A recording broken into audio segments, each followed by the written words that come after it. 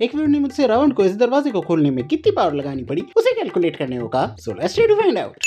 ये है Yash, height 180 centimetre. Comparing his height to gate, मैंने गेट की डायमेंशंस कैलकुलेट की, जिससे मैंने उसका वॉल्यूम निकाला तो आया 144.288 मीटर क्यूब। नाउ ये डोर कई डिफरेंट मटेरियल से मिलकर बना था, तो सबसे पहले मैंने इस डोर की एवरेज डेंसिटी कैलकुलेट की, जिसे मैंने मास के फॉर्मूले में लगाया, तो हमारे पास दरवाजे का टोटल मास आया लगभग 118.8 टन्स। देन ये दोनों डोर हिंज से अंदर को खुलते थे, तो इसका अपना एक मोमेंट ऑफ इनर्शिया होगा, जो फॉर्मूले में लगाकर कैलकुलेट करने पर आया लगभग 1.15 into 10 की पावर 6। और अगर एक का 1.15 है तो दोनों का होगा लगभग 2.31 into 10 की पावर 6। नाउ रावण ने जैसे ही दरवाजे को लात मारी, उसके तीनों लॉक एक साथ टूट गए। तो जब मैंने उस फोर्स उसे कैलकुलेट किया तो वो आया लगभग 1.01 मिलियन न्यूटन्स, जिनके टूटते ही दरवाजा अपने आप खुलने लगता है। तो अगर हम मानकर चले कि इनिशियल एंगुलर वेलोसिटी उस समय थी 0.5 रेडियंस पर सेकंड, तो उसे अगर हम रोटेशनल काइनेटिक एनर्जी के फॉर्मूले में लगाएं तो हमारे पास उसकी वैल्यू आई लगभग 289 किलोजूल। फाइनली फ्रैक्चर एनर्जी को कैलकुलेट कर जब हमने दोनों को जोड़ा तो हमारे पास टोटल एनर्जी आई लगभग 0.30 मेगाजूल्स। और पावर का फॉर्मूला होता है E/T। तो अगर हम इंपैक्ट ड्यूरेशन 0.15 मिलीसेकंड्स मानकर चले तो हमारे पास फाइनली टोटल पावर जो रावण को दरवाजा तोड़कर खोलने में लगानी पड़ी वो आई लगभग 20 मिलियन वॉट्स,